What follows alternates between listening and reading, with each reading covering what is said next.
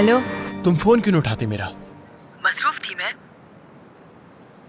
नाज, क्या तुम्हें इस बात का एहसास है कि तुमने कितनी मुश्किल में डाल दिया मुझे? तुम इससे बच गए हो, मजीद क्या चाहते हो? मैं कैसे बच गया इससे?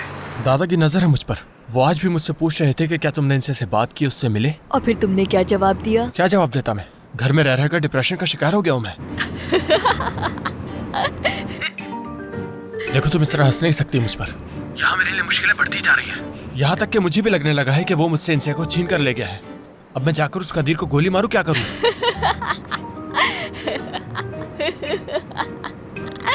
मेरे आज़ाब वाकई जवाब दे रहे हैं। इंसिया मुझे इस तरह से ठुकरा नहीं सकती।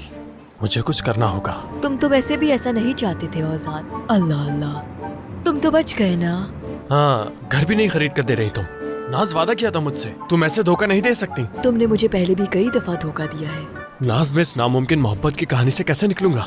यार, तुम लोग आखिर मेरे बगैर क्या करोगे?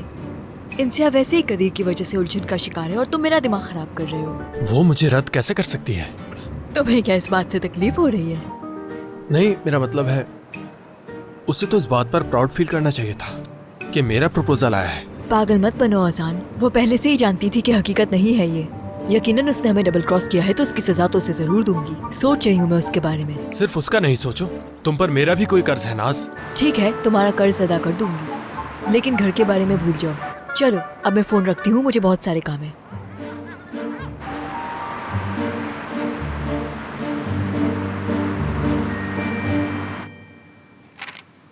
सब पर दस्तखत करने हैं।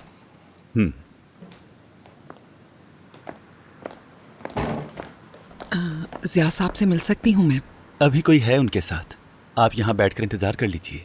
ठीक है।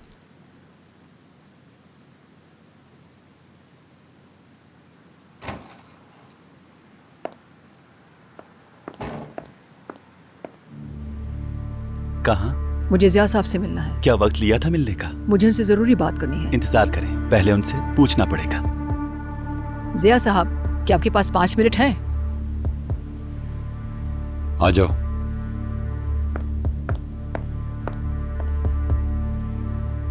माजरत, मैं आपका ज्यादा वक्त नहीं लूंगी। क्या मैं जाऊं? हाँ, तुम जाओ अंजुम। अगर आप इजाजत दे तो मैं वॉशरूम से होकर आ जाऊं? हाँ ठीक है। शुक्रिया, आपने अपना वादा पूरा किया। वैसे भी मैं और क्या कर सकता था, यानी वो दोनों आपस में कजन है तो उनकी शादी कैसे करवा सकता था। मैंने आज तक ये राज किसी को नहीं बताया ज़िया साहब। मैंने सोचा कि ये राज मेरी कब्र तक जाएगा। इंसिया ओजान से शादी करना चाहती है तो मेरी समझ नहीं आ रहा था कि क्या करना है। अच्छा किया, बहुत अच्छा। काश के पहले तुम यहाँ आ जाती। मैं किसी पर भी यकीन नहीं कर सकती थी, तो फिर मैं किससे मदद मांगती? मेरी एक और गुजारिश है। कैसी बात कर रही हो, प्लीज कहो। इंसिया ने कदीर के साथ मंगनी तोड़ दी है। क्या कहा? मुझे डर है कि वो दोबारा एक दूसरे के करीब ना हो जाएं। मैं इस मामले को जल्द से जल्द ख़त्म करना चाहती हूँ, लेकिन इससे भी अहम बात, अगर मुझे कुछ हो जाता है तो मैं इंसिया को किसी जिम्मेदार हाथों में देना चाहूँगी। नहीं नहीं, तुम परेशान मत हो। इंसिया अब से मेरी जिम्मेदारी है। ये एक वाहिद रास्ता है जिसके जरिए मैं अपने गुनाहों की तलाफी कर सकता हूँ। मेरा मतलब, ये सब मैं खुद को अच्छा साबित करने के लिए नहीं कर रहा हूँ। मुझे ऐसा नहीं लगता। आप कीमत अदा कर रहे हैं। आप भी तो जिंदा नहीं रहेंगे। सुल्तान सुलेमान भी इस दुनिया में नहीं रहे, तो ज़िया साहब कैसे रह सकते हैं? और मैं इसे एक अच्छी ज़िंदगी देना चाहती हूँ। कदीर इंसिया से बहुत मोहब्बत करता है, वो उसकी हिफाजत करेगा। क्या आप इन दोनों की शादी करवा सकते हैं? मैं अपनी पूरी कोशिश करूँगा। यानी कदीर मुझे भी लगता है अच्छा लड़का है, लेकिन जितना जल्दी हो सके आतिफ से बात करो। कल रात आतिफ बस चीखे ही जा रहा था, कुछ सुनने के लिए तैयार नहीं था। उसे कैसे बताता कि वो लड़की तुम्हारी पोती है? हरगिज़ नहीं, लेकिन आपने मुझसे वादा किया था।